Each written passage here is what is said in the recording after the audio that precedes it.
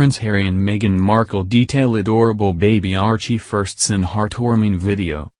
Prince Harry and Meghan Markle have opened up on how the coronavirus pandemic has been a blessing in disguise for them, as it allowed the Duke and Duchess of Sussex to experience a lot of their son's firsts. Meghan and Prince Harry took part in a video call with Nobel Peace Prize winner Malala Yousafzai to mark the International Day of the Girl. During their chat, the Oxford graduate asked the Duke and Duchess of Sussex how they have been spending the months-long lockdown in California, prompting them to give a sweet update on their son, Archie Harrison. The pair acknowledged spending most of their time at home because of the ongoing pandemic had given them the possibility to be always close to Archie and, as a consequence, experience with him his firsts. After both Meghan and Harry burst into laughter saying they have been on Zoom throughout the past few months, the Duchess continued, "But outside of that, with our little one." Harry chimed in saying, "We were both there for his first steps, his first run, his first fall, his first everything." The Duchess continued, "And it's just fantastic, because I think in so many ways we are fortunate to be able to have this time to watch him grow, and in the absence of COVID we would be traveling and working more externally, and we would have missed a lot of those moments. So I think it's been a lot of good family time."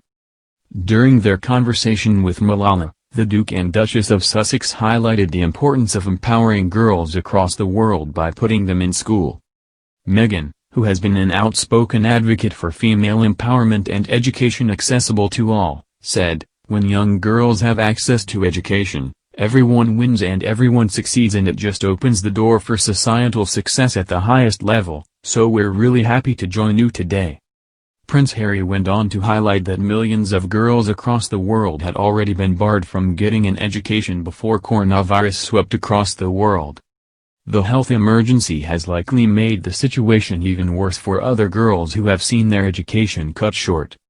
He said, "We do take it for granted and it is a privilege, but every single person, every single child, every single young person needs an education. To know there's over 130 million girls out of education right now, before the pandemic, and the numbers are only going to go up, it worries me and it probably worries all of us, the effect that is going to have not just on the individual, but on the family, and community, for the country and the world at large." According to the Malala Fund, the not-for-profit organization created by Malala to fight for women's right to an education, as many as 20 million girls may have had their education cut short because of the pandemic. Meghan added, "So much is at stake if we don't give a young woman an opportunity to learn and to get an education.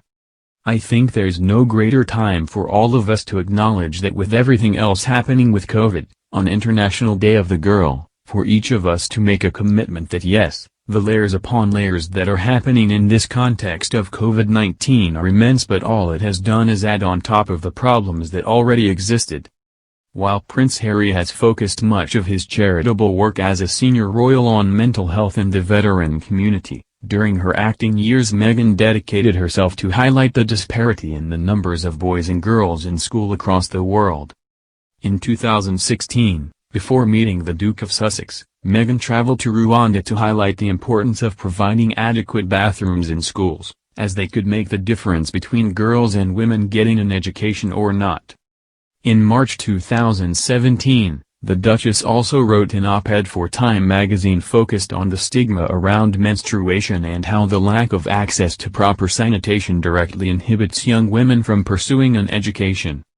After tying the knot with Prince Harry and becoming the patron of the Association of Commonwealth Universities, ACU, Meghan continued to commit her charitable work to female education.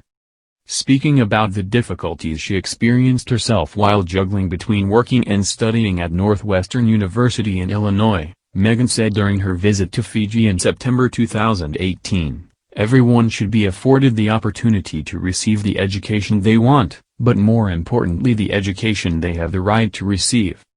And for women and girls in developing countries, this is vital.